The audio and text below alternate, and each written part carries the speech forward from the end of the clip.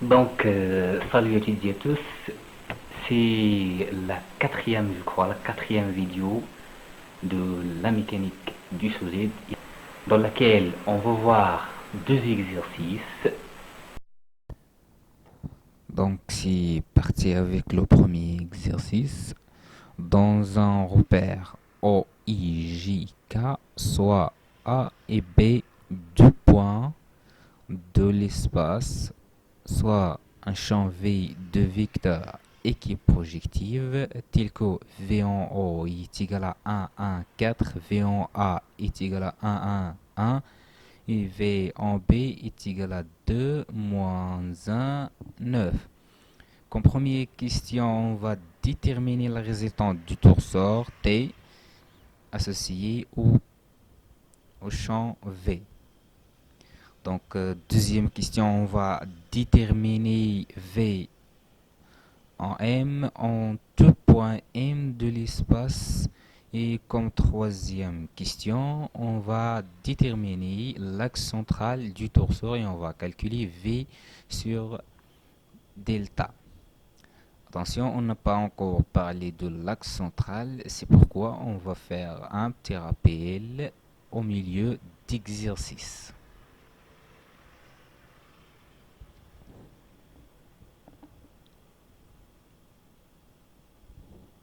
Donc vous pouvez faire un pause de la vidéo et essayer de répondre.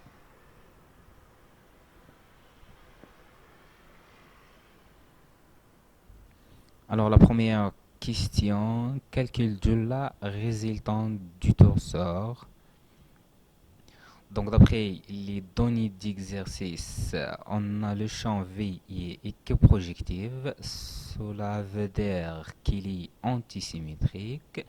Donc, j'ai le droit d'écrire V en A est égal à V en O plus R produit vectoriel à O. C'est l'utilité du théorème de Delasus. Donc, on va écrire cette expression mathématique en termes de coordonnées. Donc, 1 est égal à 1, c'est évident. 1 est égal à 1 plus 3R et 1 est égal à 4 moins 3R2. Cela implique que R3 est égal à 0 et R2 est égal à 1. Donc, on va chercher R1. Pour cela, on va utiliser la deuxième relation V en B est égal à V en A plus R produit vectoriel au B. Donc en termes des coordonnées,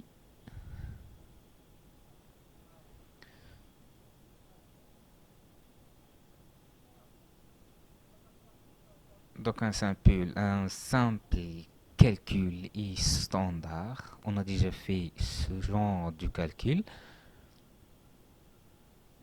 Donc pour obtenir enfin un autre système d'équations, on a déjà R3 qui est égal à 0 et R2 qui est égal à 1. Donc on obtient vers la fin R1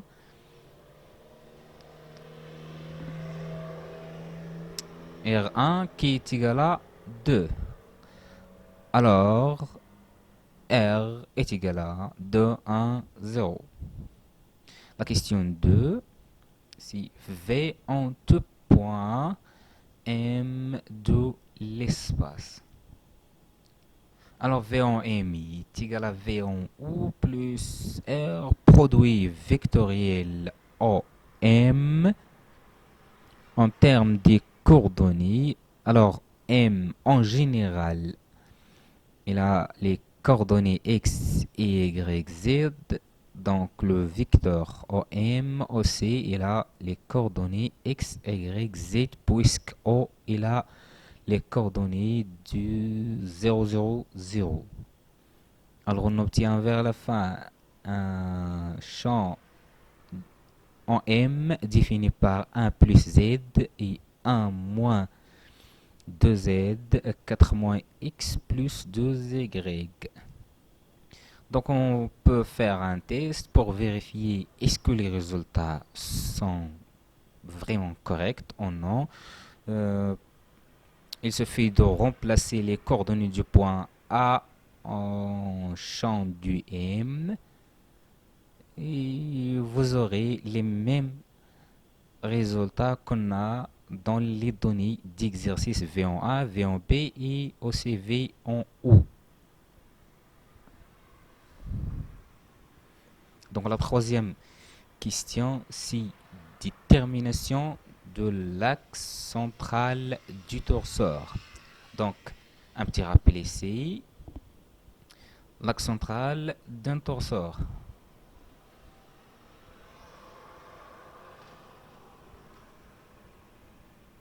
Définition.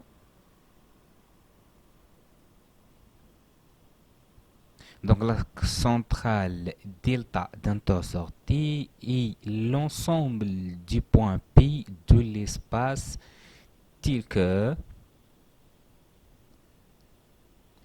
H en P est collinéaire avec la résultante R. Et R doivent être non nuls.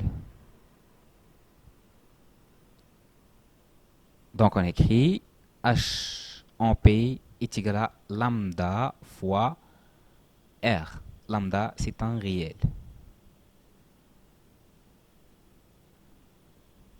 Puis on va déterminer l'équation vectorielle de l'axe central.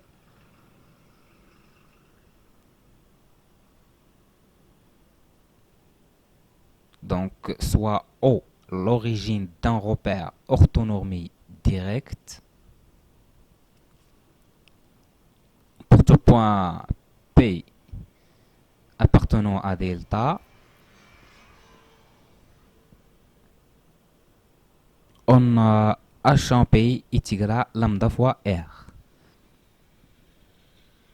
Avec H en P est égal à H en O plus R produit vectoriel au P. Donc on va multiplier les deux côtés de l'équation par R, mais sous forme d'un produit vectoriel. Pour cela, on va écrire R produit vectoriel H en P qui est égal à R produit vectoriel H en O plus R produit vectoriel au P.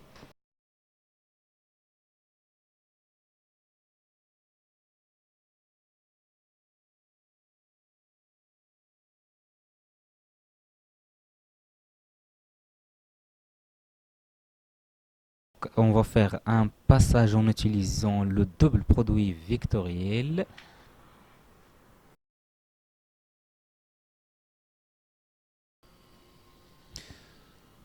Donc, sans les deux propriétés du double produit vectoriel, on va utiliser l'un des deux pour continuer à faire l'équation de l'axe central.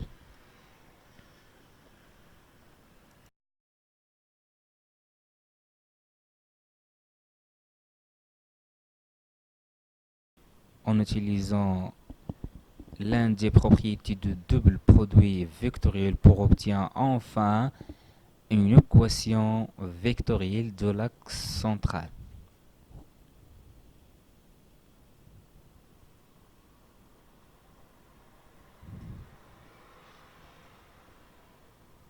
Alors, OP multiplié par le modulo carré de R qui est égal à R, produit vectoriel H en O, plus R, produit R fois R, produit scalaire OP. On va diviser par le modulo carré de R. On obtient enfin OP qui est égal à R, produit vectoriel H en O sur le modulo carré de R, plus R, produit scalaire OP sur le modulo carré de R fois R. Donc on va poser alpha qui est égal à R produit scalaire OP sur le modulo carré de R, appelé le pas du torseur, donc pour obtenir enfin une équation vectorielle de l'axe central. Donc on va continuer la résolution de notre question. Donc en suivant la même méthode qu'on a déjà fait pour avoir enfin une équation de l'axe central.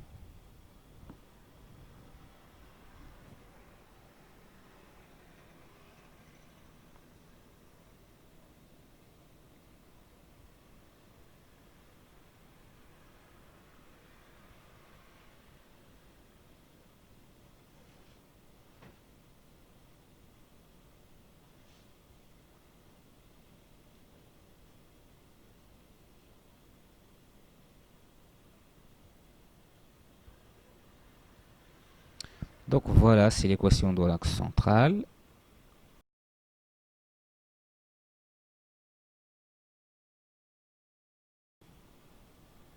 Donc on va calculer ce produit vectoriel R, produit vectoriel V en O pour obtenir 4 moins 8, 1 et R, c'est le module carré de R qui est égal à 5. Puis on va calculer OP. Donc on va exprimer alpha en fonction de x, puis on va remplacer pour obtenir y est égal à x sur 2 moins 2 et z qui est une quantité constante qui est égale à 1 sur 5. Donc l'axe central, c'est une droite continue dans le plan parallèle au plan OXY avec z qui est égal à 1 sur 5. Le deuxième exercice, donc soit deux torseurs T1 et T2 sont définis en P. Donc les éléments de réduction T1 R1 qui est égal à 2x plus y plus 3z, V1 en B, pardon, M1 en B qui est égal à moins 3x plus 2y moins 4z. R2 qui est égal à 4x plus y moins 3z. M2 en B qui est égal à 3x moins 2y plus 4z. Donc la première question, c'est de montrer que les axes centraux sont perpendiculaires. La deuxième question, c'est de calculer la variance scalaire de T1. La troisième question, c'est de déterminer l'axe central de T1. La quatrième question, c'est de calculer le pas du torseur T2. Donc, on va calculer la somme des deux torseurs dans la cinquième question.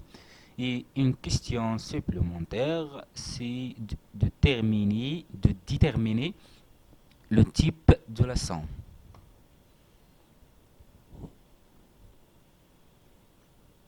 Donc, encore, vous pouvez faire une pause de la vidéo et essayer de répondre. Alors la première question, c'est de montrer que les axes centraux sont parallèles. Donc l'axe central d'un torseur est parallèle à sa résultante. Cela implique que l'axe central de T1 est parallèle à R1 et l'axe central de T2 est parallèle à R2. Donc s'ils sont perpendiculaires, alors R1 scalaire R2 sera nul.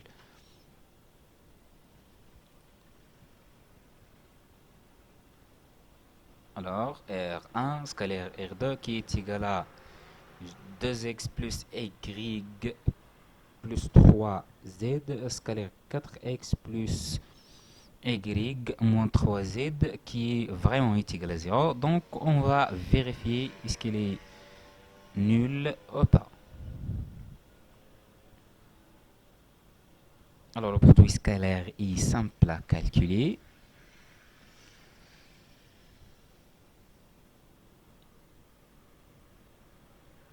Donc R1 qui est égal à 2, 1, 3, scalaire R2 qui est égal à 4, 1, moins 3.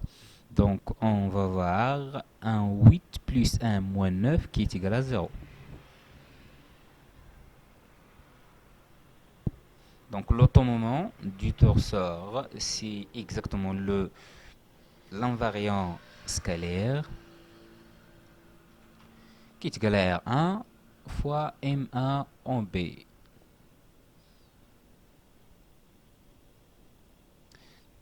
Donc enfin, on obtient moins 16, l'axe central du torseur.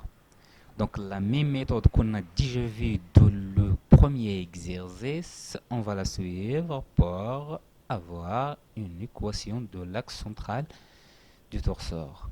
Pour cela, on va écrire directement l'équation BP qui est égale à R1 produit vectoriel M1 en P sur le modulo carré de R plus alpha fois R. Donc ici, R1 qui est égal à 1 sur 14, 2, 1, 3, moins 3, 2, moins 4, plus alpha fois 2, 1, 3. On obtient 10 sur 14 plus 2 alpha, moins 1 sur 14 plus alpha, 7, 7 sur 14 plus 3 alpha. Donc on va simplifier un petit peu. Donc on obtient 5 sur 7 plus 2 alpha et moins 1 sur 14 plus alpha, 1 demi plus 3 alpha. Quatrième question, calculer le pas du torseur T2. On va poser lambda qui est égal à R2 scalaire M2 en B sur le module carré de R2 qui est égal à moins 1 sur 13.